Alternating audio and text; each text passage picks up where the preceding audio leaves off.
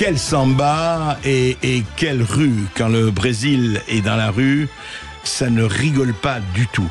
Et alors, ce qui est extraordinaire, ce qui se passe là-bas, parce que, évidemment, comme d'habitude, on en parle très très peu dans nos médias français et européens, et pourtant, des centaines de milliers de Brésiliens manifestent. Pourquoi ? Pour la liberté d'expression.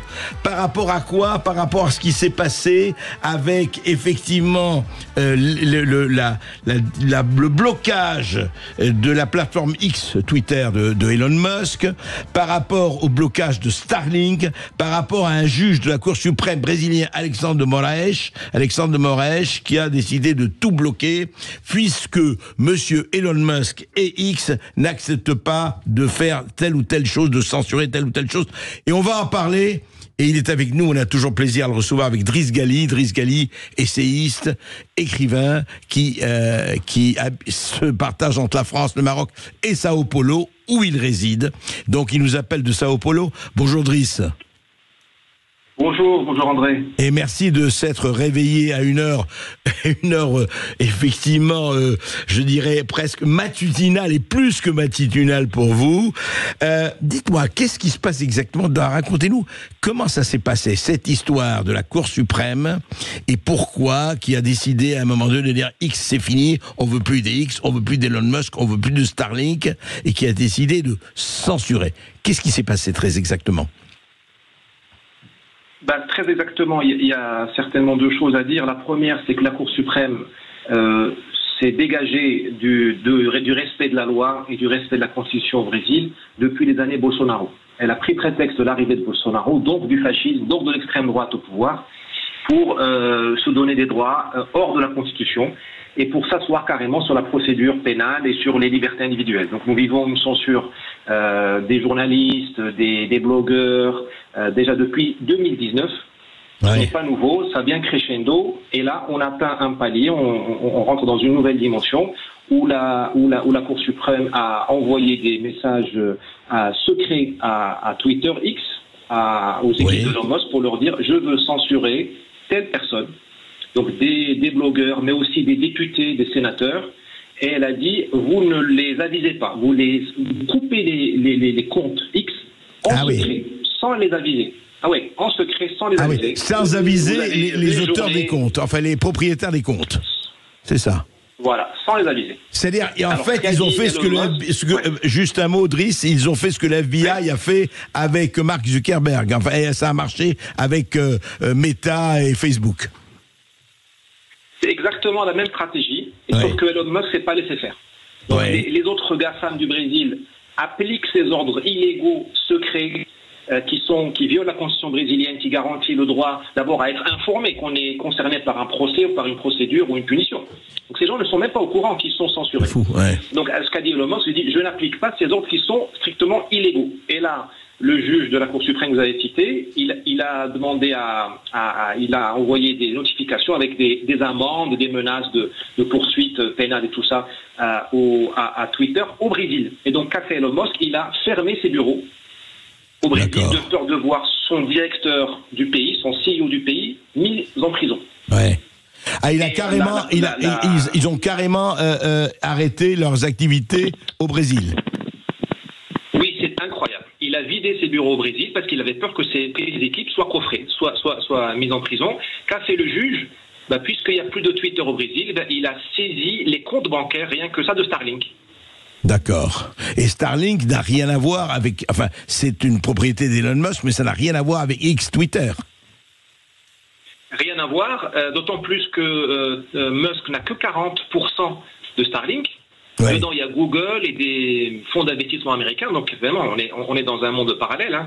C'est la punition collective. Je te punis pas ici, je te prends là. Et Starlink alors là, on est dans le Caucase.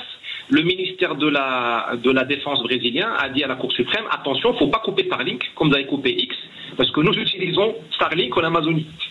Ah oui. Donc rappelez juste, Driss, ce que fait Starlink, juste rapidement, l'activité, c'est quoi Starlink, l'activité principale pour nos auditeurs?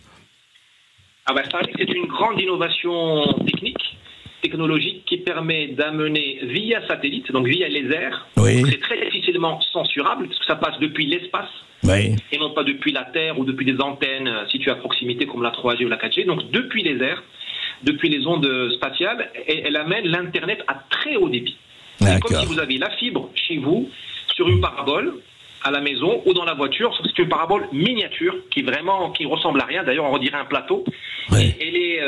Elle rend des grands services aux Indiens d'ailleurs d'Amazonie qui, la première fois, ont Internet à l'école. Pour leurs enfants, notamment entre autres, le secteur minier, le secteur de... Donc le Brésil a besoin de Starlink, enfin, le développement du Brésil a besoin de Starlink, oui. Tout à fait. Les peuples indigènes qui ne sont pas, qui sont difficilement couverts par l'infrastructure du gouvernement brésilien, le service public, effectivement, ils en ont besoin. D'accord. Alors justement, Driss, ce qui est très intéressant, qu'est-ce qui s'est passé? On a vu des images, nous, ici en France, et partout, le jour de l'indépendance brésilienne, c'était samedi dernier, c'était la fête nationale de l'indépendance brésilienne, et on a vu deux images. On a vu une foule énorme de Brésiliens dans la rue, vous allez me dire où, et puis on a vu Lula da Silva, le président actuel du Brésil, à Brasilia, et on a vu quelque chose d'assez étonnant. Tout à fait. En fait, vous aviez à Sao Paulo, vous avez une manifestation pour la liberté contre ce juge et contre la Cour suprême. Donc, nous étions plusieurs centaines de milliers, ça dépend des comptages. Et à Brasilia, vous avez la manifestation officielle, c'était une sorte de 14 juillet ici, si vous voulez, le samedi dernier, le 7 septembre. Et où il n'y avait personne à Brasilia. Il n'y avait que les officiels, les militaires, les tanks. Oui, on a vu Lula debout dans sa voiture, il n'y avait personne. Oui, il y avait les voitures de fonction, les tanks, voilà. Et impressionnant. En fait, c'est le retour du réel. Parce qu'au fait, au Brésil, on vit dans une suspension de la démocratie depuis les années Bolsonaro. Au fait, là, vous avez vu ce que nous vivons tous les jours, mais que les médias internationaux, que Amnesty International, que Reporters sans frontières, ce dont ils ne parlent jamais. Vous avez aujourd'hui Lula est un président, je devrais dire, sans peuple. Sans peuple. Il sort dans la rue, il n'arrive pas à rameuter les foules, alors que Bolsonaro, lui, qui est soi-disant l'extrémiste, tout ça, il arrive encore à rameuter les foules. Vous avez un peuple qui a douté longtemps, et il doute encore des élections, des urnes électroniques, qui sont difficilement auditables. Oui, bien sûr. Vous avez aujourd'hui une coupure, au fait, entre deux Brésiliens. Le Brésil officiel, celui des médias, celui de la gauche, celui du système, qui appuie toute cette censure, qui appuie, pour lui, il est dans le meilleur des mondes, tout va bien. C'est une démocratie sans peuple. C'est intéressant. Une démocratie entre journalistes, entre partis politiques, entre juges et tout ça. Et vous avez le peuple qui peut tout simplement récupérer la situation d'avant. Il ne demande pas l'Éden. C'est juste récupérer sa liberté. Et pour cela, ils descendent dans la rue. Non, ces images sont tout à fait passionnantes, mais c'est bien que vous nous avez expliqué. Et encore une fois, tout ça vient parce qu'il y a un type, c'est le facteur humain, parce qu'il y a un type, Elon Musk, qui n'est pas d'accord, comme un certain nombre de ses collègues du GAFAM en Amérique et en Europe, d'appliquer la censure quand on leur dit, oui, allez censurer telle personne ou censurer telle institution, etc. C'est ça. C'est en fait le refus d'obtempérer, heureusement pour une fois, dans le très bon sens du terme. Tout à fait. Oui, en fait, on se rend compte qu'au Brésil, et ce qui se passe au Brésil risque de nous arriver en France, avec Thierry Breton et les élites qui nous gouvernent en France et en Europe en général. La démocratie ne tient qu'à un fil. Aujourd'hui, si le Brésil a encore un peu d'espoir de retrouver la liberté d'expression, c'est grâce à Elon Musk. Il faut voir ici comment la classe politique s'est couchée, la droite nationale incluse. Nous avons un congrès brésilien qui est largement de droite, largement bolsonariste.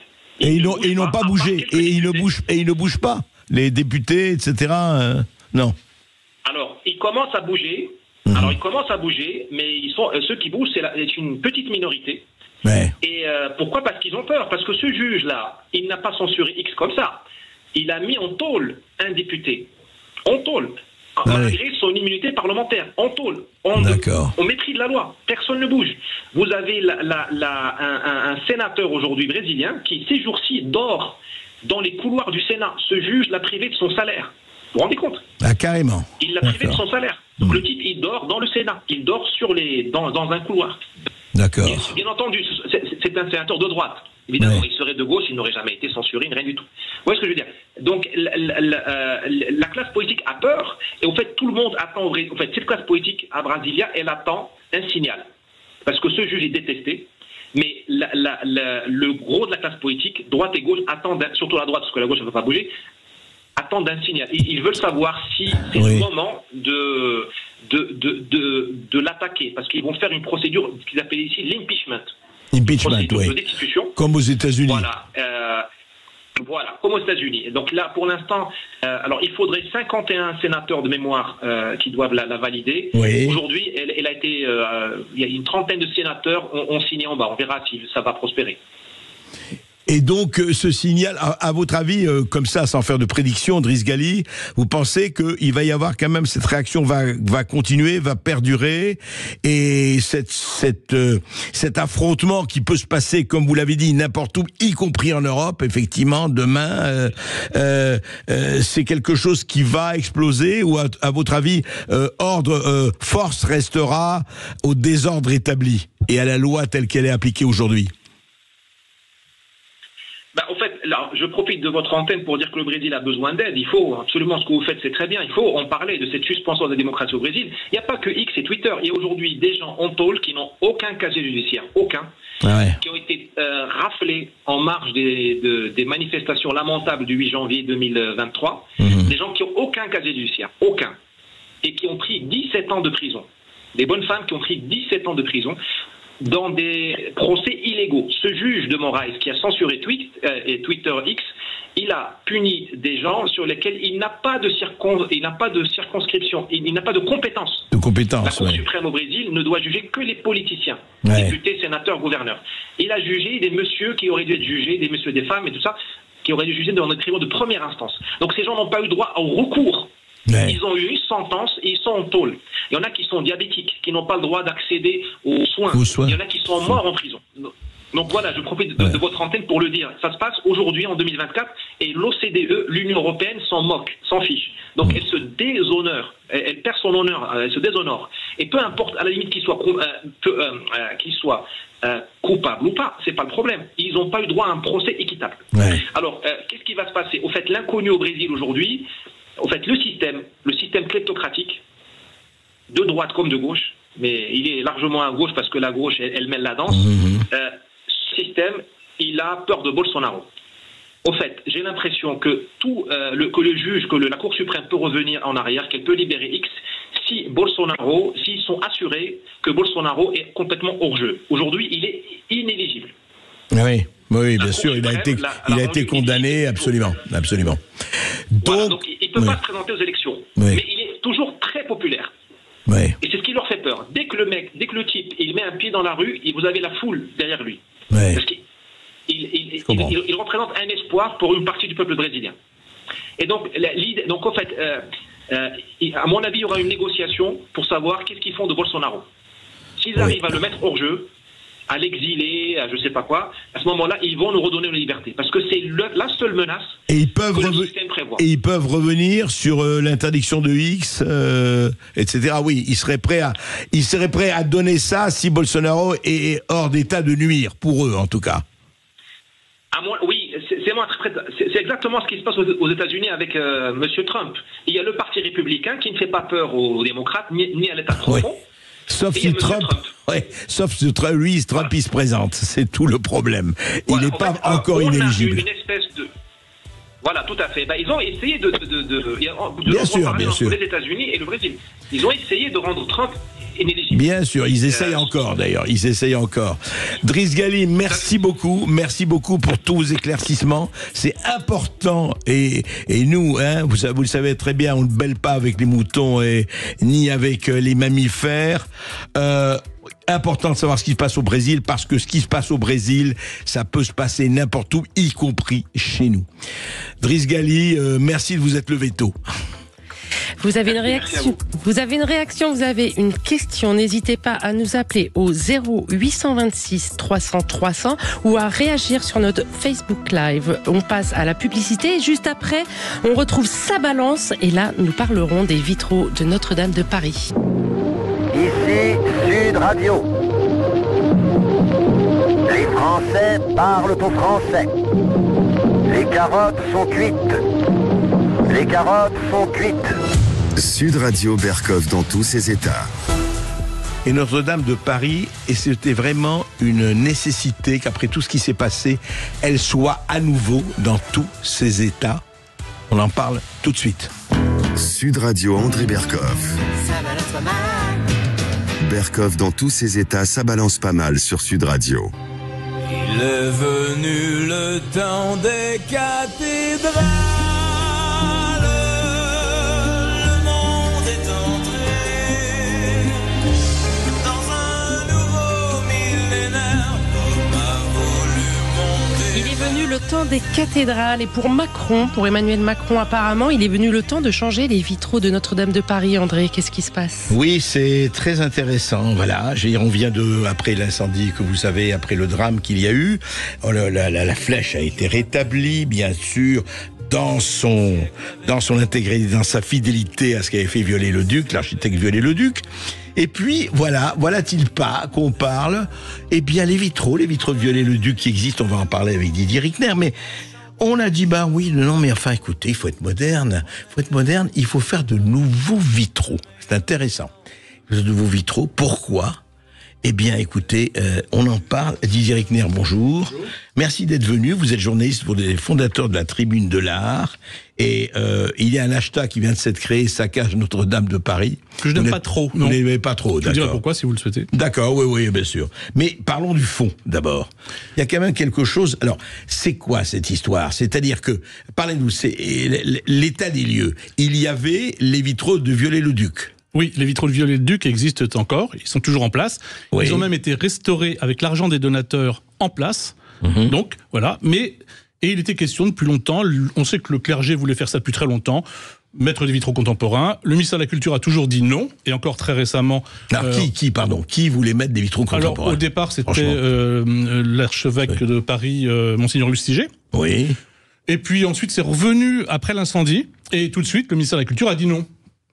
Roselyne Bachelot a dit non, et là, elle avait raison. Oui. Sauf qu'il y a continuité de l'État, je ne suis plus certain, puisque Emmanuel Macron, ne réussissant pas à faire une flèche moderne pour marquer son territoire, il dit je veux quand même faire quelque chose pour montrer que c'était moi que je suis là. Ouais. Et donc, je vais remplacer 6 des 7 vitraux du bas-côté sud. Ça fait beaucoup de verre, beaucoup de vitraux, de très grands vitraux, par des vitraux contemporains, en enlevant la création de Viollet-le-Duc. Avec l'assentiment de Monseigneur Ulrich, dont j'ai pu à plusieurs reprises dénoncer la tendance à ne pas aimer le patrimoine, et c'est un euphémisme. Mais comment ça se fait ? Juste un mot, qu'un archevêque de Paris, après tout, archevêque de Paris, Notre-Dame, je ne veux même pas parler de religion, je veux parler de civilisation, de patrimoine, de culture. Comment ça se fait qu'il n'a rien avec le temps long, la permanence ? C'est malheureusement une tradition de l'Église française. Il faut se rappeler que dans les années 60-70, le plus grand vandalisme qu'ont connu les églises en France est dû à l'Église de France. Après le Concile Vatican II, on n'a pas eu ça du tout en Italie alors que le pape était italien. Oui. En France, on a détruit beaucoup dans les églises avec l'assentiment et sous le regard indifférent du ministère de la Culture. Ça s'était un peu calmé, mais il y a toujours cette prétention d'une certaine partie du clergé, et je ne parle pas du point de vue religieux, encore une fois, à faire moderne, entre guillemets. Or, le modernisme, c'est bien de respecter le patrimoine. Bien sûr, c'est la moindre des choses. Donc l'idée, et ce sont des vitraux de quelle dimension Je n'ai pas la taille exacte, mais ce sont plusieurs mètres de haut, peut-être 7-8 mètres de haut, je ne sais pas, sur 4 mètres de large, c'est très très grand. Donc, il y a eu quand même, il y a le conservatoire, la Commission nationale du patrimoine et de l'architecture, qui est une commission officielle, si je ne m'abuse. Oui, tout à fait. Elle est chargée de conseiller la ministre de la Culture. Voilà. Elle s'était opposée au projet de création de vitraux contemporains dans la cathédrale Notre-Dame de Paris. C'est bien ça. À l'unanimité. Voilà. Et ce sont des experts, ce ne sont pas des lambda. Ce sont non seulement il y a des experts, il y a des élus, et il y a également des membres du ministère de la Culture, des fonctionnaires, qui étaient tous contre. Et comme ils étaient contre, ils auraient été obligés de voter contre les instructions qu'ils avaient du ministère. Donc le directeur des patrimoines, qui a fait preuve d'un certain courage, a dit écoutez, vous pouvez ne pas voter, ne pas prendre part au vote. Sinon, ils auraient voté contre. Et les votes exprimés ont été unanimement contre. Or, même si c'est un avis qui est consultatif, c'est un avis quand il est unanime, qui a pas force de loi, mais qui peut, devant les tribunaux en tout cas, ça peut avoir une importance. Donc aujourd'hui, Didier Rickner, force est à la loi, c'est-à-dire force est au président de la République. Si le président de la République, aujourd'hui, à l'heure où nous parlons, si Emmanuel Macron veut imposer ses vitraux, il les impose ? C'est ce qu'il croit, mais nous allons tout faire pour lui y opposer. Et il y a plusieurs solutions. Les solutions, évidemment, légales. Alors comment devant la justice, l'association Sites et Monuments est prête, elle a dégainé, avocat de tribunal administratif, association c'est la plus ancienne association de protection du patrimoine en France. D'accord. Et je les ai aidés, on a lancé pour eux, je lance pour eux, et il y a sur leur site, on peut donner de l'argent pour soutenir cette action. Pour payer les avocats. Donner tout de suite, parce que pour les auditeurs de Sud Radio qui seraient intéressés. Oui, ils peuvent donner, ils vont sur le site Sites et Monuments, ils tapent Sites et Monuments. Sites et Monuments. Sites et Monuments sur Internet, ils verront la page. D'accord. Où ils vont sur le site de la Tribu de l'Art, il y a l'article qui est en accès libre, et ça donne accès à cette souscription, une nouvelle souscription, mais là, une souscription pour défendre Notre-Dame. Et franchement, il faut le faire parce que personne n'ira devant la justice sinon. C'est-à-dire que tout cela est à peu près n'est pas illégal, mais très irrégulier. Et si on ne le fait pas, si les citoyens ne se mobilisent pas, ça sera fait. Plus la pétition, que j'invite à signer, une pétition que j'avais lancée en décembre dernier, qui avait atteint assez rapidement jusqu'à 142 000 il y a 2-3 jours, 142 000, ça stagnait depuis quelques temps parce qu'il ne se passait rien. Oui. Et là, évidemment, M. Macron a relancé la machine, et là on en est, au moment où je parle, à quasiment plus de 160 000 pétition, signatures. Le titre de la pétition ? Non, à la suppression des vitraux Viollet-le-Duc, si je ne me trompe pas. Mais vous tapez vitraux Viollet-le-Duc pétition, vous trouverez tout de suite Alors, mais quelles sont vos chances ? Quelles sont les chances d'aboutir, à votre avis ? À mon avis, elles sont bonnes. Elles sont bonnes parce qu'il y a un certain nombre d'irrégularités qui sont attaquables devant les tribunaux. La maîtrise d'ouvrage, c'est l'établissement public de restauration de Notre-Dame. Or, dans la loi Notre-Dame, qui a été votée par les députés et les sénateurs, la loi prévoit que cet établissement public est là pour restaurer Notre-Dame, pas du tout pour faire de la création contemporaine. Donc déjà, ça c'est une première irrégularité. Deuxièmement, ces vitraux, comme je l'ai dit, ont été restaurés avec l'argent des donateurs. Ils sont entièrement restaurés. Ils sont entièrement restaurés. Ils sont nettoyés sur place. Ils existent toujours. Ils n'ont pas été abîmés par le feu. Or, c'est un vrai problème d'utiliser l'argent des donateurs et ensuite de s'asseoir dessus. Voilà, il y a la troisième chose qui m'échappe à l'instant. Enfin, il y a un troisième point qui fait que tout cela est attaquable. En tout cas, il y a de bonnes chances que vous puissiez gagner. Enfin, en tout cas... Écoutez, on se bat. Si on ne se bat pas, on ne gagnera pas parce que personne ne fera ça à notre place. Évident. Non, ce qui est étonnant... Juste un mot, parce que je vous avais posé la question. Qu'est-ce qui vous gêne dans le hashtag saccage Notre-Dame de Paris ? Alors moi, je suis... quelqu'un qui tweete beaucoup sur Saccage Paris. Saccage Paris, c'est une politique d'ensemble. J'ai écrit un livre aussi sur Notre-Dame et sur la politique. Vous avez reçu pour ça. Et sur la politique d'Anne Hidalgo. Et Saccage Paris veut dire quelque chose. Saccage Notre-Dame, ça veut rien dire. Il faut reconnaître que cette restauration est dans l'ensemble bien faite. Il n'est pas question de saccager tout Notre-Dame. Donc, je n'aime pas beaucoup qu'on réutilise Saccage Paris. Et en plus, derrière, il y a une espèce de volonté d'ouvrir vers d'autres combats qui ne sont pas forcément les miens. Moi, je me bats pour la cathédrale et c'est tout. Mais en fait, alors, comment vous expliquez, moi, évidemment, on a parlé de Ulrich, il faut parler quand même aussi de Rachida Dati, qui était ministre de la Culture. Qu'est-ce qui fait quand même que même Rachida Dati, qui effectivement se bat pour reconquérir la mairie de Paris d'ici 2 ans... J'ai eu un peu d'espoir quand elle a été nommée ministre de la Culture, parce que finalement, Rachida Dati, qui est l'opposante politique d'Anne Hidalgo, au ministère de la Culture, ce qu'on reproche au ministère de la Culture, c'est de ne pas avoir fait leur boulot, qui est de défendre le patrimoine à Paris. Là, on se disait, au moins, elle fera son travail de ministre de la Culture, pas son travail d'opposante. Mais comme ça va dans le même sens, on dit, pas du tout, en fait. Et là, c'est pas évidemment Anne Hidalgo qui est en cause, mais malheureusement, sur tous les dossiers parisiens, et même sur la plupart des autres, Rachida Dati, il faut bien constater qu'elle n'a pas fait grand-chose, et c'est dommage. Et en fait, cette histoire, c'est intéressant parce que ça, encore une fois, ça interroge effectivement avec ce qui se passe en France, puisqu'il ne se passe rien, il n'y a rien.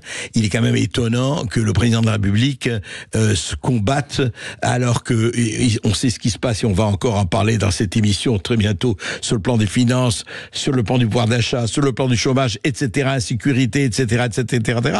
Le grand combat, ou presque, c'est Notre-Dame de Paris quand même. C'est absurde, mais je pense que c'est un caprice. Excusez-moi, je vais être un peu pas très gentil pour le président de la République, pas très respectueux, mais c'est un peu un caprice de gamin et on voit bien ça. C'est quelqu'un, il a son jouet. Il fait croire qu'il est le sauveteur de Notre-Dame. Or, il faut se rappeler que Notre-Dame avait souffert de beaucoup d'abandon avant, et tous les responsables, pas seulement lui, étaient coupables. L'incendie est un incendie accidentel, mais qui a pu se développer de manière forte parce qu'on n'avait pas pris les mesures qu'il fallait. Rappelons aussi que la restauration de Notre-Dame, par le jeu de la TVA et des donations, va rapporter de l'argent à l'État. Donc, on dit tous merci à Emmanuel Macron d'avoir restauré la cathédrale. Il aurait plus manqué qu'on ne la restaure pas, mais il n'y est pas pour grand-chose finalement.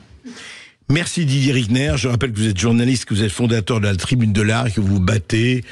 Ce pourquoi nous aussi on se bat, qu'on soit dans une certaine fidélité de ce qu'on appelle le patrimoine. Merci. Et bien sûr, si vous avez une réaction ou une question, n'hésitez pas à nous appeler au 0826 300 300. Vous pouvez aussi réagir sur notre Facebook Live. On va se retrouver dans pas longtemps pour les perles, les huées et les bravos d'André Berkoff. À tout de suite. Ici Sud Radio. Les Français parlent au français. Je n'aime pas la blanquette de veau. Je n'aime pas la blanquette de veau. Sud Radio Berkoff dans tous ses états. Il est toujours intéressant d'entendre les politiques parler, surtout quand ils se laissent aller, ou même quand ils ne se laissent pas aller. C'est toujours très exemplaire. Je parle de quoi ? Écoutez. Sud Radio Berkoff dans tous ses états. Les perles du jour. Je laisse des traces de mon passage sur tout ce que j'effleure avec mon maquillage apocalyptique. Apocalyptique. Et Jane Birkin, apocalyptique, lipstick voulant dire, vous savez, rouge à lèvres, voilà. Très très très jolie chanson, évidemment de Gainsbourg. Évidemment sur le maquillage. Mais on a parlé maquillage, eh bien, à Sud Radio. Il y a 2 jours, à Sud Radio, on parlait de quoi ? Bah écoutez, Jean-Jacques Bourdin recevait Raphaël Arnaud, député Nouveau Front Populaire, député La France Insoumise, et il y a eu une petite échange. Écoutez. Est-ce que le port du voile, c'est féministe ? Enfin, je suis désolé. Allez-y, Raphaël Arnaud, allez-y. Ça n'a aucun sens de poser la question comme ça. Vous savez pourquoi c'est comme si je vous disais, monsieur Jean-Jacques Bourdin, est-ce que le rouge à lèvres est féministe ? Alors voilà, ce sont de vraies questions. D'ailleurs, voilà, moi quand la politique atteint ses sommets, je suis toujours assez content. Est-ce que le rouge à lèvres est féministe ? Demande Raphaël Arnaud. Est-ce que le rouge à lèvres et le voile, quelle que soit la position qu'on ait sur le voile, peut effectivement se comparer ? Qu'est-ce que ça a à voir ? Est-ce que, en Iran ou ailleurs, ou dans les moitiés des pays du monde, au Moyen-Orient ou ailleurs, ou en France ou ailleurs, est-ce que, dans certains milieux, ne pas mettre son voile, c'est équivalent à ne pas mettre du rouge à lèvres ? Peut-être, c'est vraiment intéressant ça. C'est-à-dire que moi vraiment, quand j'ai vu ce rapprochement, quand j'ai entendu ce rapprochement entre le voile et le rouge à lèvres, je me suis dit que vraiment là, la réflexion politique, philosophique, éthique, communautaire atteint des sommets qu'on ne connaissait pas. Voilà. Comment faire pour noyer le poisson ? Comment faire pour effectivement ne parler de rien ? Ne pas faire la discussion au fond. Voilà, comment on veut éviter cette question du voile, eh bien on parle par exemple du rouge à lèvres. C'est vraiment passionnant.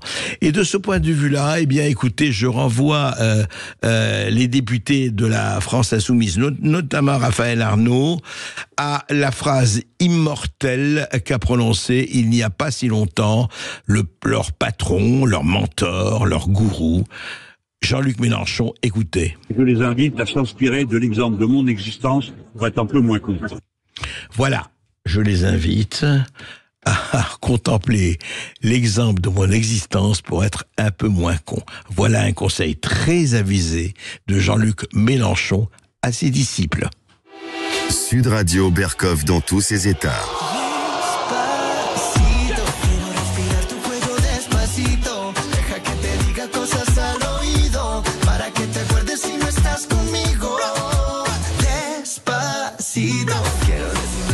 Qu'est-ce que ça veut dire despacito en espagnol ? Ça veut dire doucement, prends ton temps, mais oui, c'est le Le lièvre et la tortue, bien sûr. Tortue, et qui est la plus grande orientatrice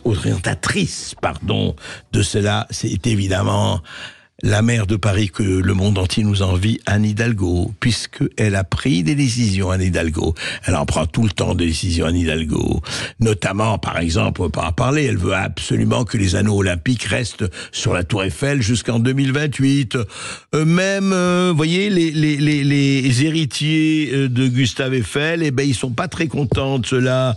Ils disent, ils sont opposés au maintien des anneaux olympiques sur la Tour Eiffel au moins jusque dans 2028, comme demande le maire de Paris. Mais non, qu'est-ce qu'ils disent, les descendants de Gustave Eiffel? Ils disent que la ville de Paris transmette symboliquement à Los Angeles d'ici la fin 2024, c'est-à-dire dans quelques mois, puisque c'est en 2028, c'est à Los Angeles. Qu'est-ce que ça veut dire, cette pérennisation définitive des anneaux, sans aucune date claire de décrochage annoncée pendant 4 ans? Mais qu'est-ce que ça veut dire? Alors à ce moment-là, Anne Hidalgo, allons-y, mettons des anneaux partout, au Louvre, à l'Arc de Triomphe, bien sûr, partout. Qu'est-ce que ça veut dire? Et alors là, quand même, elle fait toujours plus et toujours mieux, Anne Hidalgo. C'est pour ça qu'on l'aime dans nos HLM. Qu'est-ce qu'elle a fait? Elle a pris une décision historique. Écoutez. Anne Hidalgo, d'un mot, une question, ça concerne le périphérique parisien, vraiment rapidement. Est-ce qu'il va vraiment passer à 50 km/h? Est-ce que c'est acté? Et si oui, ce sera quand? Alors oui, pour les 50 km/h, ça relève de ma décision, ça sera au 1er octobre. Là, au 1er octobre, le périph' passe à 50 km/h. Vous savez, on y travaille depuis 2018, donc c'est pas un sujet nouveau. Ce n'est pas un sujet nouveau. Voilà, ça y est. À partir du 1er octobre, c'est-à-dire dans 3 semaines, la vitesse maximum au périphérique parisien, sur le périphérique parisien, sera de 50 000 km/h. Alors là, je l'ai trouvée très timorée, Anne Hidalgo. Franchement, elle n'est pas d'habitude, elle est audacieuse. Pourquoi 50 km, puisqu'elle veut absolument réduire la vitesse? Non, passons à 40 km. Qu'est-ce que vous en pensez? Peut-être à 30 km. Pourquoi pas à 20 km? Mais déjà à 50 km, ça va créer un peu plus de bouchons, non? Ça va créer un peu plus de... Ça va créer un peu plus d'embouteillage, non?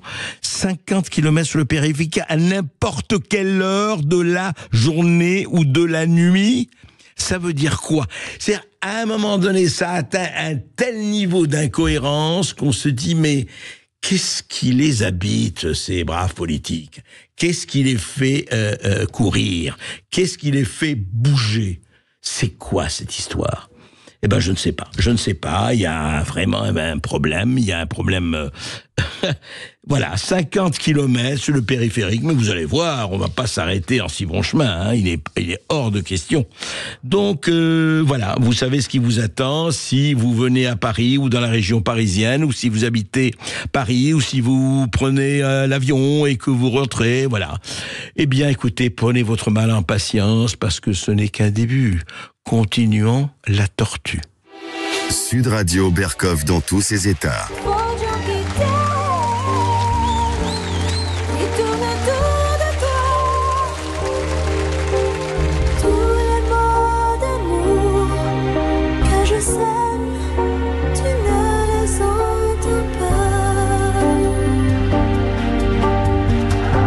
Il y a trop de gens qui t'aiment, très très très très jolie chanson, trop de gens qui t'aiment. Et c'est vrai, et c'est le cas de qui là? Eh bien c'est le cas de notre président bien-aimé, bien sûr. Il y a trop de gens qui l'aiment, on l'a vu déjà. Il l'aime, les vitraux de Notre-Dame, il l'aime pour beaucoup de choses. Et malheureusement, on ne comprend pas, hier soir, au Stade de France, c'était la cérémonie de fermeture des Jeux paralympiques. Et il était là, notre président de la République. Et on s'est dit, voilà, le peuple de Paris, le peuple de tous ceux qui sont venus, vont l'accueillir avec les honneurs, les vivats dus à son... non seulement à son rang, mais à son activité. Eh bien, écoutez, ça n'a pas été le cas. Ladies and gentlemen, the President of the French Republic, Emmanuel Macron, accompanied by the President of the International Paralympic Committee, Andrew Parsons.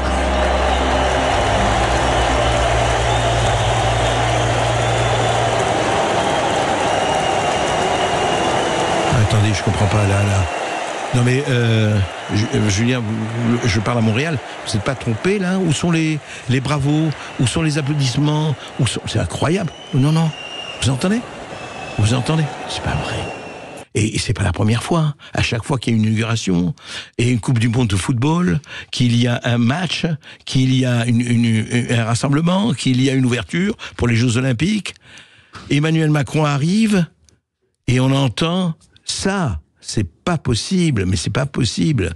Qu'est-ce qui se passe? On comprend pas. Franchement, avec tout ce qu'il a fait, avec tout ce qu'il fait pour la France, ça fait 7 ans, un septennat où il a vaincu l'économie russe, où il a sauvé l'économie française, où il s'est rétabli comme la France, comme étant le leader de l'Europe, parlant d'égal à égal avec tous les chefs de ce monde, et il y a une politique étrangère extraordinaire, une diplomatie absolument fabuleuse, et conquérant les cœurs en Afrique, en Asie, en Amérique latine et ailleurs, et c'est comme ça qu'on le reçoit. Non, franchement, vous êtes ingrat, vraiment, je comprends pas.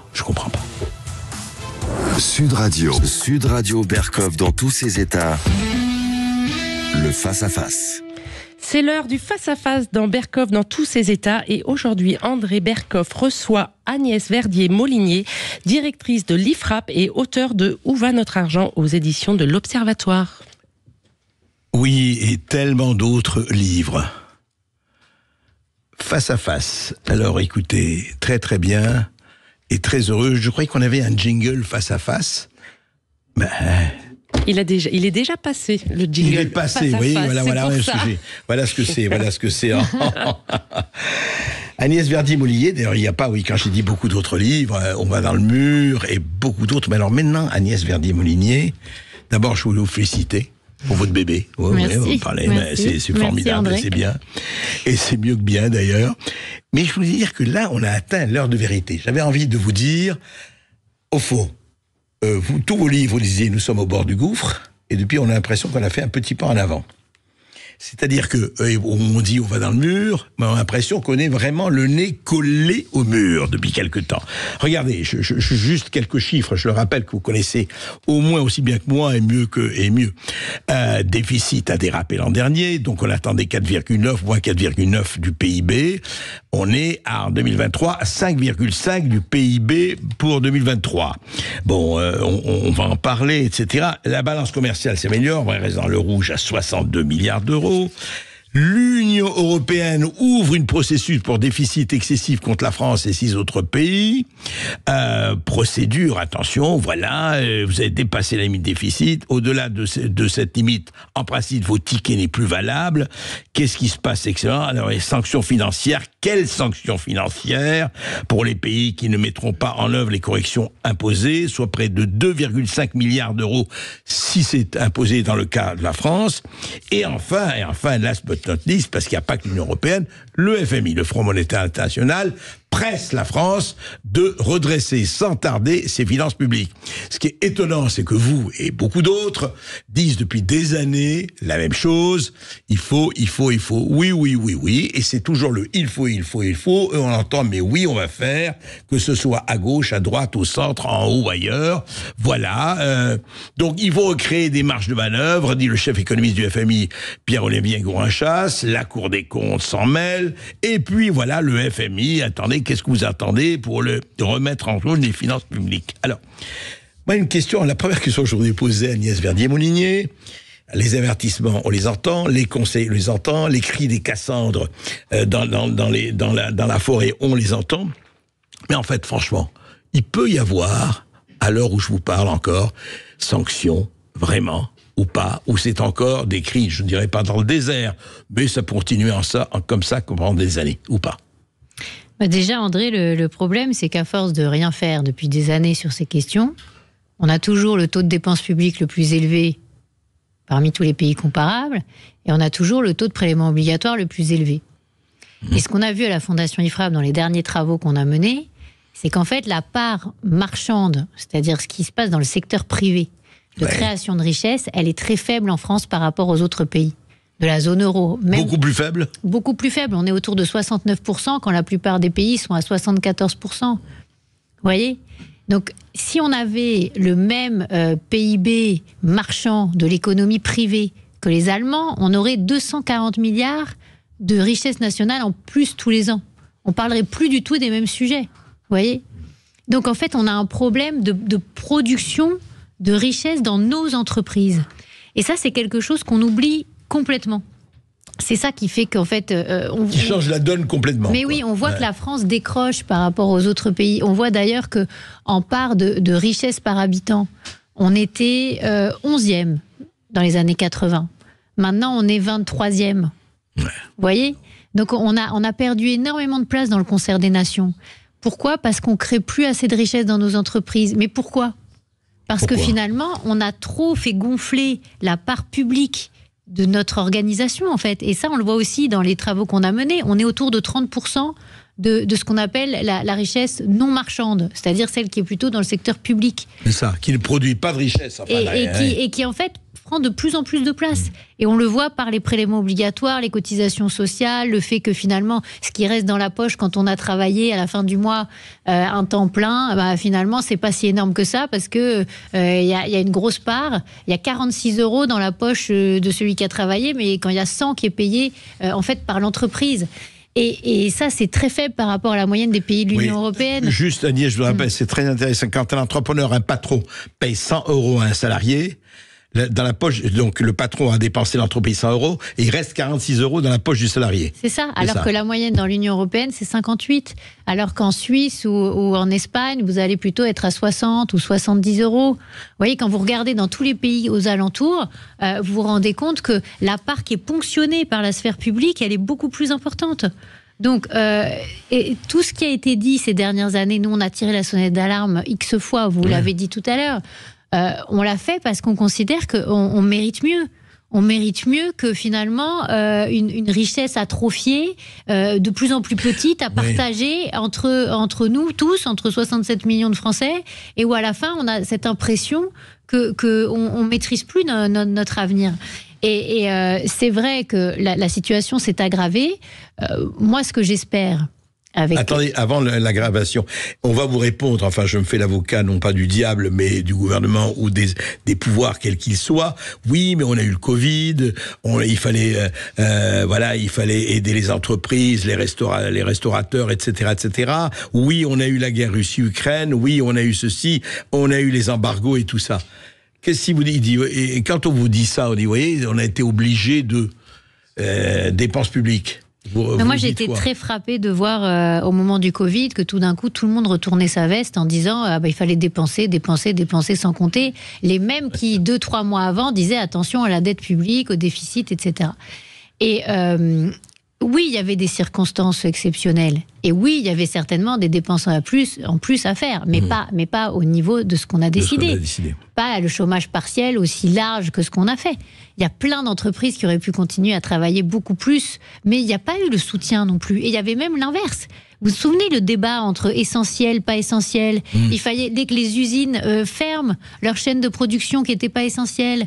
Et moi, j'étais en contact avec plein d'entrepreneurs et d'entreprises dans des domaines, par exemple, autour de la chimie, des cosmétiques, qui me disaient on va être obligé de fermer nos lignes de production alors qu'on a des clients. Et on va transférer en Chine. Ah oui, c'est ça. C'est ce qui s'est passé. Ouais. Donc, si vous voulez, les Allemands, par exemple, ils ont eu le Covid aussi comme nous. Bien sûr. Ils ont eu les mêmes problèmes à gérer. Mais ils n'ont pas du tout arrêté leurs usines comme nous. Et en temps réel, nous, on le voyait au moment de ce fameux printemps 2020, on voyait finalement que l'activité française était à 10, 20, 30% de l'activité normale, notamment dans l'industrie, alors qu'en Allemagne, sur certains secteurs, on était toujours à 100%. Ouais, c'est fou. Et des entrepreneurs qui sont à la fois implantés en France et en Allemagne me disaient, en France, j'arrive à peine à tourner à 20% et j'ai les syndicats sur le dos et j'ai le préfet sur le dos, alors qu'en Allemagne, je suis à 100% de prod. Donc, vous voyez, on n'a pas tous connu finalement la même histoire de Covid. Et puis, par ailleurs, pour faire le bilan de combien la crise sanitaire a vraiment coûté, c'est très compliqué. Parce que, par exemple, le chômage partiel, on connaît à peu près le coût. Mais le chômage partiel appliqué, en fait, l'équivalent dans le secteur public, le chiffre n'a jamais été donné du coup. Parce que c'est des autorisations spéciales d'absence qui ne sont pas le même dispositif. Ils ne sont pas comptabilisés ? Ils ne sont pas comptabilisés. Alors que quand on compare avec les autres pays, ça compare public et privé confondus. C'est-à-dire que le chômage partiel dans le secteur public n'est pas comptabilisé en France ? Non. Non, mais c'est intéressant. On n'a jamais fait le compte. Et donc, si vous voulez, le vrai coût de la crise sanitaire pour nos finances publiques, on ne le connaît pas véritablement. Donc c'est vrai qu'il y a une augmentation de la dette qui est liée aux crises. On a essayé de le chiffrer. Moi, j'ai été auditionnée par la commission d'enquête parlementaire sur la dette à l'Assemblée nationale. C'était très intéressant parce qu'on s'est posé la question, justement. On a dit qu'autour de 300 et quelques milliards venaient vraiment de dettes supplémentaires, venaient vraiment de la crise Covid. Oui, mais on a plutôt 950 milliards de plus de dettes en plus sur la période. Donc, qui viennent d'où ? Justement. Eh ben justement, c'est l'addition de tous ces déficits qu'on a. Vous savez, j'ai regardé avant de venir le niveau de déficit qu'on avait en 2016. On était déjà à au-dessus de 80 milliards d'euros par an. Hein ? En 2016. Voilà. Ouais. Voilà. Donc, ce que j'avais montré dans certains de mes livres, c'est que pendant que nous, on s'endormait sur la dépense, et qu'on avait une dépense publique toujours à 56% du PIB, alors que les autres pays étaient plutôt autour de 50, voire en dessous de 50, on se rendait compte que, qu'est-ce qui se passait ailleurs ? Ils se désendettaient, les pays du nord de l'Europe, les Pays-Bas, l'Allemagne. Tous les ans, ils avaient un peu de dette en moins. Et nous, tous les ans, on avait un peu de dette en plus. Pourquoi ? Parce qu'en fait, on n'a jamais évalué l'argent public correctement. Dans le dernier livre que j'ai publié, là, Où va notre argent ? Je donne des exemples de pays étrangers, que ce soit en Suisse ou ailleurs, en Suède, où il y a une vraie évaluation de ce qu'on fait avec chaque euro d'argent public. Nous, c'est un tabou. On ne veut pas dire qu'il faut que l'argent qui est mis dans le secteur public, il soit efficient. Même efficient, on dit que c'est... La question ne sera pas posée. Voilà.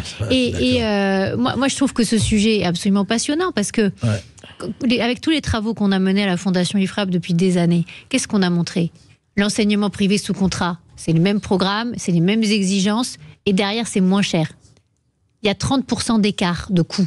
30% d'écart. Tous financeurs confondus. Entre enseignement privé et public. Alors, on était les seuls à le dire. Et puis l'année dernière, il y a eu un rapport, commandité d'ailleurs en partie par un député de la France Insoumise, qui dit, comme ils ne regardent pas la part payée par les parents, ils disent que c'est 50% moins cher, le privé, en prenant que les payeurs publics. Alors, je trouve ça incroyable. C'est-à-dire qu'on montre qu'il y a des milliards d'économies à faire sur l'école, en se fondant sur ce qui est dépensé par l'enseignement privé sous contrat par élève. Il y a des écarts de 3 000 € par élève et par an au niveau du lycée.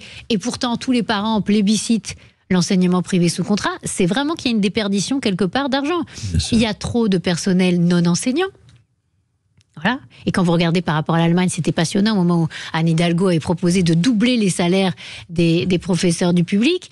Quand on regardait combien coûtait un professeur de lycée dans le public en France ou en Allemagne, c'était plus cher en France qu'en Allemagne en comptant la part des pensions, en fait, des cotisations pour les pensions. Le quoi qu'il en coûte a vraiment connu de très bonnes saisons. On va en parler tout de suite après cette petite pause. À tout de suite. À tout de suite. Sud Radio. Sud Radio, parlons vrai. Sud Radio, Berkov dans tous ses états. Agnès Verdier-Molinier, l'IFRAP, on va dans le mur, où va notre argent ? Effectivement, ce sont des questions que l'IFRAP et elle-même, Agnès, se sont posées depuis longtemps. Nous aussi, on se le pose depuis longtemps. Et pour le moment, les réponses... où sont-elles ? Les avertissements sont là, on a vu l'UE, le FMI, la Cour des comptes, etc., etc. Franchement, Agnès Verdier-Molinier, ça veut dire quelque chose parce qu'ils disent oui, attention, vous voyez, ils parlent de milliards, de sanctions, etc. Est-ce que ça reste une espèce attention, le bâton arrive, l'épée de Damoclès, ou est-ce que ça se traduit par quelque chose en réalité, pratiquement ? Jusqu'à maintenant, il n'y a jamais eu de sanctions. Mais à chaque fois qu'on se retrouvait dans une procédure pour déficit excessif, on était noyés avec plein d'autres pays, en fait, parce que c'était des périodes, par exemple la crise financière de 2008, où tout le monde se retrouvait dans une panade incroyable sur les finances publiques, les déficits augmentaient partout, voilà. Là, ce qui est un peu différent, c'est qu'on est quand même dans une situation où on est lanterne rouge en termes de déficit. Cette année, en 2024, on va être les pires. Et si ce qui s'annonce pour 2025 est vrai, parce que vous avez cité les chiffres tout à l'heure pour 2023, où on a dérapé, on devait être à 4,9, on est à 5,5, mais en 2024, on nous dit maintenant qu'on serait à 5,6% de déficit par rapport à la richesse nationale, et qu'en 2025, on serait à 6,2 si on fait rien. Là, c'est un décrochage énorme par rapport à nos partenaires de la zone euro. Donc dire qu'il n'y aurait jamais de sanctions, c'est compliqué quand même, parce que la sanction, c'est quand même assez cher. Hein. Le calcul, c'est 0,1 point de PIB, donc ça ferait entre 2 et 3 milliards, hein, autour de 2,8, 2,5, 2,8. Donc c'est pas rien, c'est un chiffre important, un montant important. On les a pas, donc il vaudrait mieux qu'on évite de les payer. Après, la sanction, il n'y a pas que finalement la Commission qui peut nous sanctionner. Le sujet, ce sont les marchés. Parce que en fait, il y a quelque chose qui, moi, m'a toujours beaucoup étonné, c'est que ce sont les mêmes qui disent qu'ils n'aiment pas les marchés, qui nous poussent en permanence à emprunter sur les marchés en dépensant plus, sans avoir les recettes en face. Oui, parce que ça dépend des marchés à ce moment-là. C'est les marchés qui nous tiennent, quoi. Mais par exemple, ceux qui proposent de dire on va revenir à l'âge de la retraite à 62 ou à 60 ans, on serait obligé d'emprunter beaucoup plus. Donc on aurait encore plus de détenteurs étrangers de la dette française. Donc je ne comprends pas leur logique, en fait. C'est-à-dire que ceux qui, au contraire, proposent de baisser la dépense, de baisser le niveau de déficit, au contraire, se battent pour une meilleure souveraineté de la France, une plus grande liberté, une plus grande indépendance. Donc je pense qu'il faut se dire une chose, c'est qu'on a échappé au pire, là. Hein, on aurait pu avoir un gouvernement Nouveau Front Populaire qui annonce... J'allais vous demander justement le nouveau gouvernement, ce que vous en pensez. Oui. On a échappé au pire avec le Nouveau Front Populaire. Mais bien sûr, le recul sur l'âge de la retraite, c'est potentiellement autour de 40 à 50 milliards de coûts annuels. Mais qui peut payer ça ?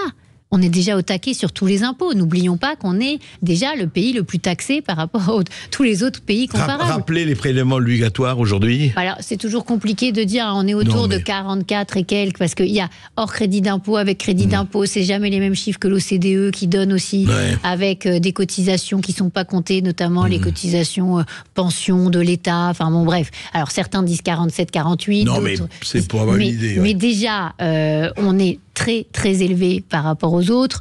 Et en gros, si on voulait se remettre dans un niveau cohérent, il faudrait plutôt qu'on soit autour de 40 ou 42. Hein. Donc, il y a loin du compte. Il y a 3-4 points de PIB de fiscalité en trop. D'ailleurs, qui se les coltine, ces points de PIB de fiscalité en trop ?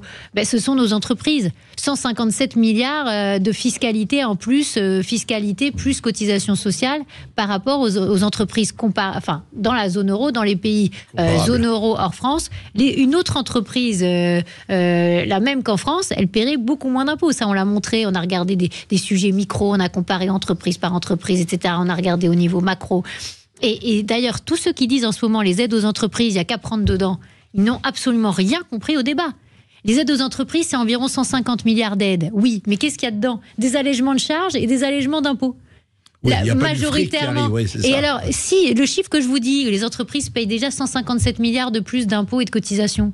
Si jamais on enlevait ces fameuses aides aux entreprises, on doublerait l'écart avec les autres pays. Et donc, on mettrait un boulet fiscal et social sur le dos de nos pauvres entreprises, mais qui serait juste insupportable. Combien d'entreprises fermeraient ? Déjà, on a fait le calcul... Déjà, ça ferme beaucoup en ce moment. Ça ferme beaucoup. Et on avait fait le calcul à la Fondation IFRAP que même l'application du SMIC à 1 600 €, ça mettait 70 000 entreprises en difficulté, beaucoup d'emplois potentiellement détruits à la clé. Donc, moi, ce que je dis, c'est qu'attention, il n'y a pas que la sanction de la Commission européenne, il y a aussi la sanction des marchés à un moment. Un gouvernement qui serait arrivé en disant... on y va, on ouvre encore les vannes de la dépense. Combien de temps il durait ? Quelques jours. Alors ça a été reproché au président de la République en disant il aurait dû essayer et montrer que ça marchait pas. Mais vous vous souvenez du gouvernement de Liz Truss au Royaume-Uni ? Oui. Elle a duré 44 jours. 44 jours, oui. Parce qu'elle avait proposé un budget non financé. Il y avait un trou dans les 40 milliards non financés. Ça a coûté 100 milliards de livres derrière, rien que cette petite histoire de 44 jours. C'est ce que proposent nos amis de la NFP, un peu, non ? Petit peu, parce qu'ils proposent en gros 190 milliards de déficit supplémentaire, autour de 170 milliards de déficit supplémentaire. Mais juste revenons au marché. Agnès Verdier-Molinier, ne peut-on pas supposer, par exemple, que on ne sait pas, effectivement, ça c'est là, on s'est beaucoup posé la question, j'ai posé la question dans cette émission, c'est qu'on a 52% ou 54% d'investissements étrangers, hein. De détenteurs de la dette qui sont des non-résidents. De la dette, voilà, des non-résidents, exactement. Et si demain, pour des raisons tout à fait qui je ne dis pas qu'elles sont bonnes ou mauvaises, mais qui lui sont propres, un de ces gros investisseurs, on ne connaît pas les noms, mais disent oui, mais écoutez, la France, c'est plus ça, moi j'enlève tout ça. Qu'est-ce qui se passe ? Le risque, justement, c'est la perte de confiance avec les marchés. Et ça peut coûter beaucoup plus cher. C'est pour ça que je vous parlais du gouvernement britannique éphémère de 44 jours. Parce que ça coûte très très cher, la perte de confiance. Et tout d'un coup, se dire qu'on n'a pas un gouvernement qui est capable de tenir le budget, de passer un budget, ça c'était catastrophique pour la France. Donc aujourd'hui, ça a été le cas depuis quelque temps. Oui, mais là, en fait, il y avait un gouvernement démissionnaire et nous, à la Fondation IFRAP, on avait tout étudié dans tous les sens, au niveau constitutionnel comme au niveau de la loi organique des lois de finances. On avait regardé tous les articles et on s'était assuré que de toute façon, on pouvait passer un budget, même en cas de gouvernement démissionnaire. Et on a fait cette note aussi pour rassurer. Parce que nous, notre objectif, c'est pas que ça aille plus mal, c'est que ça aille mieux. Hein. Et ça fait des années qu'on essaie de faire en sorte que finalement, on prenne les bonnes décisions pour que notre avenir soit meilleur. Hein. Et se dire qu'il fallait rassurer aussi globalement en disant oui, on peut passer un budget, même dans des conditions de gouvernement démissionnaire, c'était absolument fondamental. Parce que c'est vrai que certains se sont posé la question, des investisseurs sur la France, finalement, s'il n'y a pas de budget, c'est le chaos. Et qu'est-ce qu'on fait ? On peut se retrouver et à attaquer finalement la dette française. Il ne fallait pas d'attaque sur la dette française. Il n'y en a pas eu, heureusement. Nous, on s'en réjouit à la Fondation IFRAP, évidemment, mais l'affaire n'est pas terminée. Mais Agnès, l'affaire n'est pas terminée, on le sait. En fait, Barnier... Alors, pour que je dis Barnier, parce que c'est lui qui a été nommé, c'est lui qui, enfin, très bien, on va pas lui faire un procès d'intention, après tout, présomption non seulement d'innocence, mais d'efficacité. Qu'est-ce qu'il peut faire dans la situation aujourd'hui, telle qu'elle est, que la France est par rapport à l'Europe, par rapport au FMI, par rapport à l'UE, qu'est-ce qu'il peut, la marge de manœuvre, voilà. Quelle est aujourd'hui la marge de manœuvre ? En fait, il peut faire beaucoup de choses, contrairement à ce qu'on croit. Beaucoup de choses. Mais oui, parce par exemple. En fait, il faut vous dire qu'entre 2022 et 2023, la dépense publique, elle a augmenté de plus de 50 milliards. En un an. En un an. Ouais. Vous voyez ? Donc il peut réduire, il peut vraiment. Non, il peut y aller, il peut tailler. Vous avez vu, cette année, il y a eu un décret de suppression de 10 milliards de dépenses. Là, Bruno Le Maire a encore dit qu'il fallait rajouter, non pas 10 milliards, comme il disait au début de l'été, mais plutôt 16. Pourquoi ?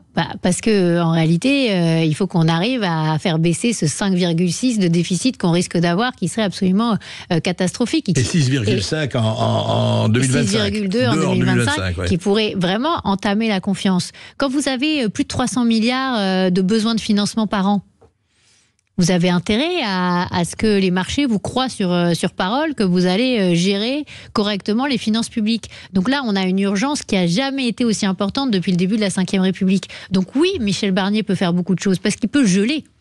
Il peut geler tous les crédits et dire on ne va pas dépenser en 2025. Ça veut dire quoi concrètement, par exemple, explique-moi. Concrètement, par exemple, l'ensemble des aides sociales.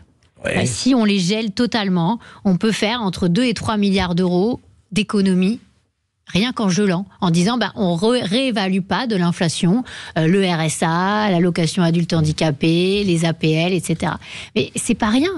C'est des milliards d'économies qu'on fait comme ça, en disant, voilà, tout le monde fait un effort. Si on regarde la dotation globale de fonctionnement pour les collectivités locales, là aussi, il peut y avoir un gel et il peut y avoir une négociation avec les collectivités locales sur le sujet. Si on regarde la question des retraites, c'est un sujet, ça fait partie des lignes rouges qui ont souvent été dites, même par le président de la République qui a dit, je ne sais pas si vous vous en souvenez, de toute façon, il faudra indexer les pensions. Oui, ok, on peut indexer les pensions, mais peut-être qu'on peut les indexer à la fin de l'année au lieu de le faire plutôt en début d'année. Et là, on peut gagner 6 à 7 milliards d'euros. Si on dit, par exemple, on arrête d'augmenter les rémunérations publiques, une grosse partie du dérapage, du déficit de 2023, c'est l'augmentation du point d'indice de 1,5 au mois de juillet pour les fonctionnaires qui n'étaient pas votés. Et il n'y a pas eu de loi de finances rectificative derrière. Donc il y a eu des milliards supplémentaires dépensés dans les collectivités, dans les hôpitaux, au niveau de l'État, alors que ce n'était pas dans le budget. Ce n'était pas voté par l'Assemblée nationale et le Sénat. Donc là, ça n'a pas été voté, mais ça a été alloué. C'est-à-dire les sommes ont été dépensées. Ça a été décidé au mois de juillet, vous en souvenez comme moi. Donc ça, c'était juillet 2023. Donc on peut dire, rien que regarder sur la masse salariale publique, nous on dit qu'on gèle tout, y compris les avancements de carrière et les rémunérations qui augmentent d'une année sur l'autre, 8 milliards d'euros dans l'année. Donc on a dit, oui, il y a de quoi faire. Non, mais on a sorti une étude à la Fondation IFRAP, j'encourage tous ceux que ça intéresse à aller la télécharger et la lire. 30 milliards d'économies en 2025, le plan à appliquer. Alors, il faut se dire une chose. Ce ne sont pas les économies que nous préférons, nous, à la Fondation IFRAP, parce que ce que nous préférerions, ce serait de réorganiser l'ensemble des missions publiques, que l'État se reconcentre sur le régalien, que les collectivités, qu'il y ait une vraie décentralisation avec des vraies responsabilités pour les collectivités, qu'on décentralise complètement la gestion de l'école, des hôpitaux, de la culture. Projet politique, ça, mais c'est ça. Mais ça se fait pas en 6 mois. Surtout qu'on a 15 jours pour boucler le budget et aller le présenter à Bruxelles, etc. Donc il y a 2 temps, en fait, dans la réflexion. Il y a un temps à court terme. C'est ça. Et c'est le budget terme, 2025. Et ça, c'est l'urgence qui est sur la table aujourd'hui. Et puis, il y a le temps à l'horizon 27, 28 ou 29, qui est de dire, voilà, comment on fait pour arrêter finalement le surcoût administratif de la France. Et quel surcoût? On en parle tout de suite après cette petite pause. André Berkoff reçoit aujourd'hui Agnès Verdier-Molinier, directrice de l'IFRAP et auteure de Où va notre argent? Vous avez une question, vous avez une réaction, n'hésitez pas à nous appeler au 0826 300 300. On revient tout de suite. Toujours avec Agnès Verdier-Molinier, nous parlons effectivement, nous sommes peut-être pas dans le mur encore, mais en tout cas vraiment face au mur et très près. Hein. Le nez sur le guidon, on peut le dire, hein, Agnès. Absolument. 2 choses d'abord, par rapport à ce que vous disiez sur les entreprises et sur justement cette espèce de marge de manœuvre et ces milliards dépensés, oui, comment faire. Mais je pense aussi à un certain nombre de gens, et ils sont nombreux, qui ont des problèmes de pouvoir d'achat énormes, qui ont des problèmes de fin de mois énormes, qui ont des problèmes le problème de l'inflation, où effectivement tout le monde vous dit je vais faire mon caddie au supermarché ou ailleurs, je vois ce que je payais encore un an et je vois ce que je paye aujourd'hui. Qu'est-ce qu'on peut dire à ces gens-là? Parce qu'on ne parle... Alors eux, ils savent pas où ça peut réduire, eux ils ne voient que augmenter. Et est-ce que les princes qui nous gouvernent, quels qu'ils soient, est-ce qu'ils voient qu'il y a quand même quelque chose à faire là, et où on peut prendre cette marge de manœuvre pour essayer d'enlever un peu le garrot qui pèse sur des millions de Français? Déjà, il faut rappeler une chose, c'est que l'inflation, elle vient aussi de la crise sanitaire et des dépenses qui ont été mises sur la table à ce moment-là. Ouais. Alors, on l'a un peu oublié parce qu'après, il y a eu la guerre en Ukraine et toute la question de la crise énergétique, etc. Mais l'inflation, elle était déjà là avant la guerre en Ukraine, à 5,1 dans la zone euro l'année d'avant. Exactement. Et elle venait d'où? Elle venait du fait qu'on avait fait marcher la planche à billets. Faut être honnête. Nous, à la Fondation IFRAP, on a attiré l'attention des politiques et de nos concitoyens sur ce sujet dès 2020. En disant, attention, l'étape d'après, c'est une méga inflation, les gars. Et vous allez voir la remontée des taux, et vous allez voir aussi ce que ça va créer comme situation sur la dette. Et la charge de la dette. On a tiré la sonnette d'alarme là-dessus. Et d'ailleurs, le président de la République, lui-même, dès le mois de juillet, il avait dit, le problème d'après, ce sera les prix. Donc, oui, mais personne n'a rien fait. Regardez ce qui se passe aujourd'hui. Regardez les millions de Français qui vivent avec moins de 1 000 euros ou qui se débrouillent, etc. Enfin, oui, mais je trouve totalement paradoxal que ceux-là même qui disent qu'il y a un problème d'inflation continuent à dire qu'il faut dépenser sans compter. Voilà. Ouais. Parce que c'est vraiment un cercle vicieux. Voilà. Donc, la richesse, il faut la créer dans les boîtes. Et c'est cette richesse-là, ensuite, qu'on a. Donc, si on veut lutter pour le pouvoir d'achat, la meilleure chose à faire, c'est créer de l'emploi dans les entreprises. Oui, et mais... si on veut créer... Non, mais André, en fait, le pouvoir d'achat, il ne se décrète pas. Ce n'est pas l'État qui décide de donner du pouvoir d'achat. L'État, il peut décider de taxer moins, de baisser les taxes, de baisser les cotisations. Ça a été fait sur certains aspects. Par exemple, les heures supplémentaires qui sont détaxées. Alors, ça, c'est une bonne chose pour le pouvoir d'achat, par exemple. des primes qui sont détaxées. Bon, je dis pas que c'est la panacée, parce que la plupart sont des petites primes quand c'est vraiment touché par les personnes. Non, c'est pas ça qui change les choses. Ça change pas fondamentalement les choses. Mais il faut se dire une chose, c'est que celui qui prend le plus de pouvoir d'achat, c'est l'État, en fait. L'État, la Sécu, parce qu'ils ont besoin de la CSG, des cotisations, pour financer tout l'appareil finalement de protection sociale. Si on regardait mieux ce qui se passe avec l'argent là-dessus, par exemple, aujourd'hui, dans les Échos, il y a tout un papier disant que c'est 16 milliards le coût des absences maladie dans le secteur privé. Mais vous pouvez doubler ce chiffre, parce qu'il n'y a pas le chiffre du public dedans.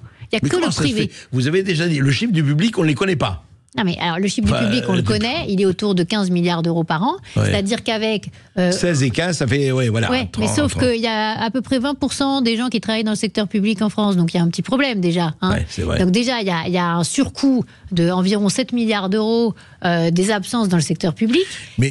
Et quand on dit, tout ça c'est financé par nos cotisations quand même. Bien sûr, mais ce que je voulais vous dire... Et c'est pris sur notre travail. Et donc c'est du pouvoir d'achat en moins pour payer les dérapages... Tout se tient. Non mais voyez, le RSA aujourd'hui, vous avez 2 millions de personnes qui touchent le RSA. Bon, à l'intérieur, il y en a qui pourraient peut-être être... Qui travaillent. Oui, mais qui pourraient aussi être en recherche d'emploi, etc. Bien sûr, c'est ce que je dis. On en a parlé au moment de la discussion sur la loi du SOP. Moi, j'avais dit dans mon dernier livre, 40% seulement des personnes qui touchent le RSA sont inscrites à Pôle emploi. Il y a peut-être un petit sujet quand même. Hein. L'augmentation du nombre de personnes qui touchent les allocations adultes handicapés. Évidemment, il y en a où c'est tout à fait légitime. Mais il y a aussi des départements où on a vu une inflation de la dépense complètement décorrélée de la réalité. Donc, est-ce qu'on n'a pas à un moment un sujet sur le pouvoir d'achat ? Il est aussi, réduit qui fait quoi, à cause de la dépense sociale française. Mais bien ça, sûr. Personne n'en parle jamais. Et la dépense sociale qui va souvent à des gens qui ne le méritent pas. Donc il y a deux choses à faire pour le pouvoir d'achat. C'est créer plus de boîtes, qui créent des emplois marchands et qui payent mieux. Donc, inciter aussi à monter dans l'échelle des salaires. Gabriel Attal l'avait dit pendant son discours de politique générale à l'Assemblée nationale. Il avait dit qu'il voulait désmicardiser la France. Mais depuis des années, qu'est-ce qu'on fait ? Tous les allègements de charges, on les fait au niveau du SMIC ou un peu au-dessus du SMIC.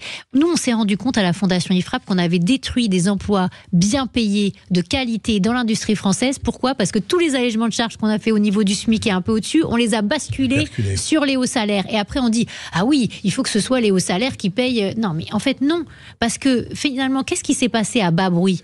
Les boîtes, elles ont embauché les hauts salaires de l'autre côté de la frontière, au Luxembourg, en Suisse, en Allemagne. Délocalisation des hauts salaires. Mais oui, mais ça, personne ne le dit. Parce que les économistes, quand ils regardent ce sujet, ils disent quoi ?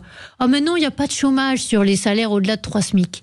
Non, c'est pas vrai. Il manque 500 000 emplois dans les salaires au-delà de 3 SMIC. Pourquoi ? Parce qu'on a matraqué de 24 milliards de plus que les Allemands les salaires au-delà de 3 SMIC. Alors, si nos compatriotes veulent monter dans l'échelle des salaires, il faut qu'ils comprennent que c'est pas en surprélevant pour financer la Sécu sur les salaires, quand on monte dans l'échelle des salaires, que ça va aider les employeurs à pouvoir augmenter les salaires. Donc ça, c'est quelque chose qui est quasiment indicible, parce que quand on a sorti cette note, moi j'ai eu un contact avec quelqu'un dans les conseillers du président de la République qui me dit la note est incroyable, c'est formidable, c'est lumineux, etc. On comprend tout. Je lui dis mais est-ce que vous allez faire quelque chose ? Ah bah non, politiquement c'est pas possible. Voilà. Parce que alléger les charges sur les hauts salaires, et puis après on dit ah c'est bizarre, il y a beaucoup plus de gens qui sont au niveau du SMIC en France. Les gens ils arrivent pas, on n'augmente pas leur pouvoir d'achat, on n'augmente pas leur salaire. Mais tout est fait pour que finalement on soit dans une trappe à smicardisation.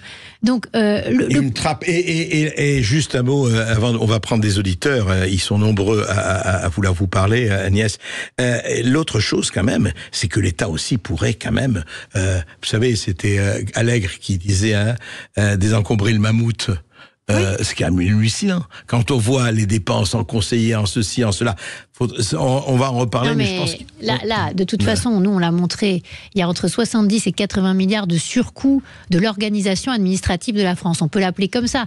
80 milliards de surcoût. Tous les ans.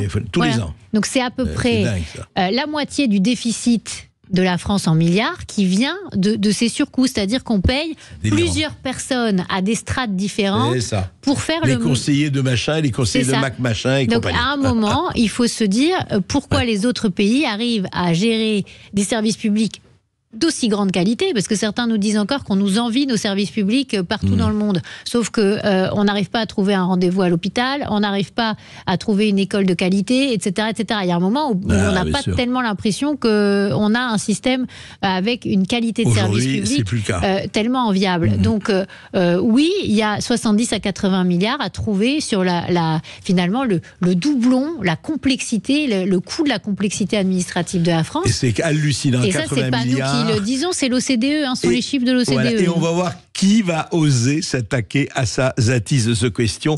Je crois qu'on a une petite pause et ensuite on prend peut-être un auditeur. Tout de suite un auditeur qui nous attend en ligne, qui s'appelle Christophe. Bonjour Christophe, vous nous appelez d'Essonne. Oui, bonjour André, bonjour Agnès Verdier. Bonjour Christophe. Bonjour Christophe. Je vous appelais pour vous poser une question, parce qu'en fait dans la fonction publique depuis 10 ans, on n'embauche pratiquement plus de catégorie C et B, on les remplace par des contractuels qui sont moins payés et qui ont des contrats, souvent des CDD de durée très courte, 1 an renouvelable à foison. Et en fait ces économies faites sur le personnel, je voudrais savoir où elles passent. Vous voudriez savoir où elles passent, c'est ça ? Oui, les économies, parce qu'en fait, les budgets restent toujours les mêmes. Le personnel est moins payé, vu qu'il y a moins de fonctionnaires qui sont remplacés par des contractuels, qui sont moins payés que les fonctionnaires qui sont en place. Je voudrais savoir, du coup, comment se fait-il que tous ces ministères ou ces grandes administrations ne font pas d'économies, vu qu'ils embauchent moins de fonctionnaires. Puisque vous dites que le problème de la fonction publique est surtout le problème des fonctionnaires, je voudrais savoir, du coup, pourquoi maintenant les contractuels n'ont pas fait baisser la masse salariale dans la fonction publique. Ouais. Alors Christophe, excusez-moi, vous ne bougez pas, on vous répond juste après. On a entendu la question de Christophe en disant, oui, en gros, attendez, mais l'État, ce n'est plus du tout le fonctionnaire absolument à vie, comme ça, assuré à vie, etc. Aujourd'hui, vous savez très très bien qu'il y a soit des CDD, soit des trucs à temps partiel, soit il n'y a plus, si vous voulez, cette espèce de certitude, de garantie de l'emploi à vie qu'il y avait encore il y a peut-être 20-25 ans. Donc où sont ces économies? Puisque 80 milliards, vous avez dit, surcoût des dépenses publiques, c'est quoi? Ils n'ont rien fait, alors, ça veut dire. Déjà, le nombre d'agents publics, il n'a pas baissé en France. On avait promis 120 000 suppressions de postes. Oui, plusieurs présidents de la République l'ont promis, d'ailleurs. Oui, et puis les derniers chiffres qu'on a eus, je crois que c'était en 2022, on avait une augmentation de 58 000 quand l'INSEE faisait le bilan. Donc, dire qu'on n'embauche pas du tout dans le secteur public, déjà, je trouve que... Non, et dire on embauche en précaire, enfin... Bon. Ensuite, il y a un pourcentage de contractuels qui est autour de 20% de l'ensemble des agents publics. Après, c'est vrai que sur les embauches, il y a plus d'embauches de contractuels que de statutaires. Mais ça va plutôt dans le bon sens.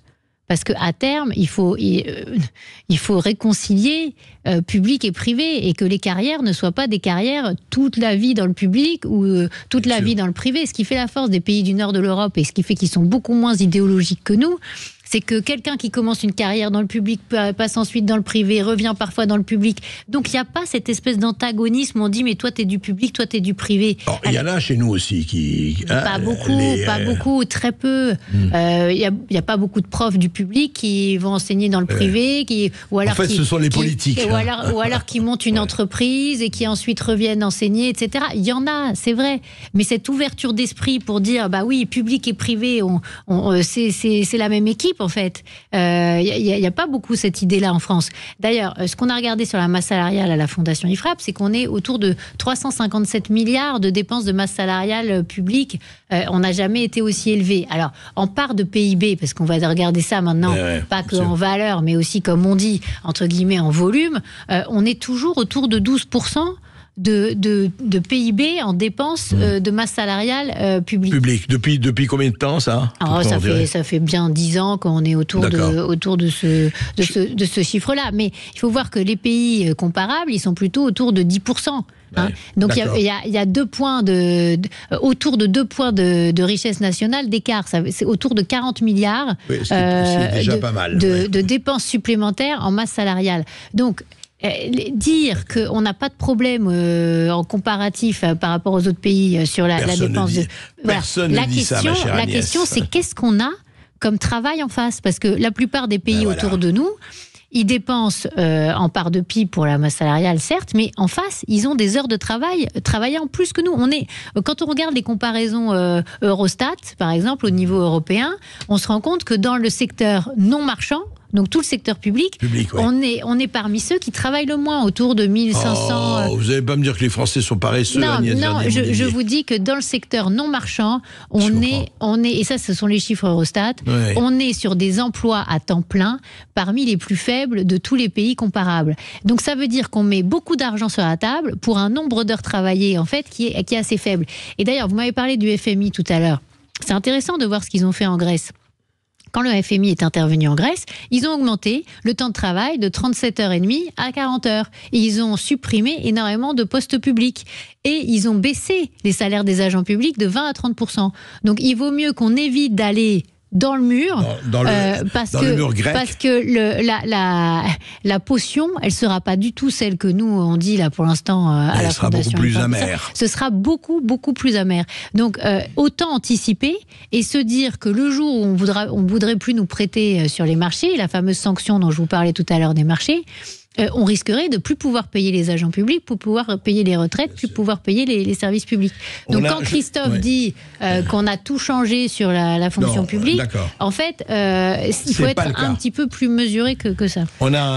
Je crois qu'on Tout à fait, on a un autre auditeur et là nous avons Jean-Marc qui nous appelle de Narbonne. Bonjour Jean-Marc. Bonjour Jean-Marc. Bonjour André, bonjour madame. Alors les chiffres, vous les connaissez par cœur, mais après les chiffres, il y a quelque chose qui peut se cacher derrière les chiffres aussi. Quant à l'inflation, elle n'est pas basée que sur la planche à billets. Il y a eu beaucoup de spéculation pendant la période de Covid. Les grosses entreprises ont gagné, ont fait des profits énormes. À la preuve, le CAC 40, je crois que l'an dernier ou il y a 2 ans, ils ont battu tous les records. Un exemple sur un porte-conteneur, un conteneur avant le Covid, c'était $1000. Après, tout d'un coup, c'est passé à $10 000. Le virus est passé par là.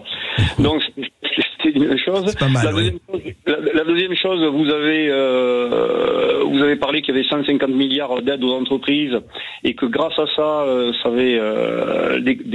beaucoup de salariés ont été sauvés. Il faut dire que ces 150 milliards, ils ont été donnés principalement aux grosses sociétés. Aux sociétés du CAC 40 et à toutes les grosses sociétés françaises. Or, les sociétés du CAC 40 et les grosses sociétés françaises n'ont pas besoin d'aide pour sauver les emplois. Cet argent-là, souvent, ils s'en sont servis pas pour augmenter les salariés, parce qu'il n'y avait aucune obligation. Ils s'en sont servis souvent pour faire d'autres investissements, ou à l'étranger, ou faire de l'intelligence artificielle. Or, les TPE et les PME, comme c'était basé sur l'ensemble, ces aides, elles sont basées sur les salariés. Quand vous avez 3, 4, 5, 10 salariés, ça n'est pas rentable. Ça vous aide même pas à acheter. Si vous pouvez changer, un pâtissier peut changer peut-être un congélateur à 1500 €, si vous voulez. Voilà. Donc moi, tout ça, si vous voulez, c'est bien beau, les aides. Mais sachez que les gens qui nous écoutent, les grosses entreprises, elles ont que des gens qui sont spécialisés pour avoir les aides et ils ont les réseaux qu'il faut pour avoir les aides. Donc moi je vous demande un truc. Voilà, c'est d'inviter un patron de TPE ou PME, vous m'invitez à moi, je suis un provincial, et on va parler d'une autre économie que c'est l'économie des gens, de ce qu'on appelle Mais on l'a fait, Jean-Marc. Écoutez, on va prendre, on a vos coordonnées, on va prendre vos coordonnées, Manu va les prendre et on va vous inviter. Non, mais bien sûr que on va parler à ce niveau-là. Mais je ne sais pas si antinomie, justement, j'ai eu aussi cette remarque à plusieurs reprises, non pas spécialement avec vous, Agnès Verdier-Monigné, mais on dit oui, d'accord, les aides aux entreprises, etc. Mais qu'est-ce qu'ils font pour les TPE, PME? La plupart ne sont pas vraiment aidés. Je parle à un sens pas seulement monétaire et argent, mais pour se développer, c'est le tissu de la nation, vous le savez comme moi. Déjà, merci à Jean-Marc pour sa question. Quand je parle des aides aux entreprises, je vous ai dit, la plupart, c'est des exonérations fiscales et sociales, en fait. Donc, les TPE et les PME, elles en bénéficient aussi. En réalité. Les subventions aux entreprises, il y en a beaucoup moins. Et quand on regarde le détail, là, il y a un rapport de l'Inspection générale des finances qui vient de sortir sur les aides aux entreprises. C'est assez intéressant parce que quand ils donnent des gros chiffres de subventions, eh bien, ce sont des subventions à la SNCF, à la Poste et à EDF. Donc, ce ne sont pas forcément des entreprises privées. Et alors, quand Jean-Marc parle du CAC 40 qui fait des résultats incroyables, j'appelle à sa sagacité sur le fait qu'il y a énormément de ces résultats qui sont réalisés hors de France. et que finalement c'est plus tellement représentatif de la situation économique de la France et de la capacité productive de la France. Je rappelle que notre déficit commercial, il est toujours à 100 milliards. Et que certes, il y a des résultats qui sont de bons résultats pour les entreprises du CAC 40, qui ont toujours un pavillon français, entre guillemets, mais qui, pour certaines, ont à peine 6% de leur activité en France. Et il faut faire très attention d'ailleurs à ce qu'on dit sur ces entreprises, parce que nous, on aurait plus... Mais ils payent leurs impôts où ? Ah bah, ça dépend, ça dépend. Et nous, on a regardé d'ailleurs ce sujet pour regarder le niveau d'imposition entre TPE, PME, entreprises de taille intermédiaire, grandes entreprises. Et quand on regarde la cascade fiscale totale, il n'y a pas tellement d'écart entre les petites et les grandes, alors qu'on n'arrête pas de répéter ça tout le temps. Donc on a sorti une étude, vous pouvez regarder sur le site de la Fondation IFRAP. Allez sur l'IFRAP. Oui.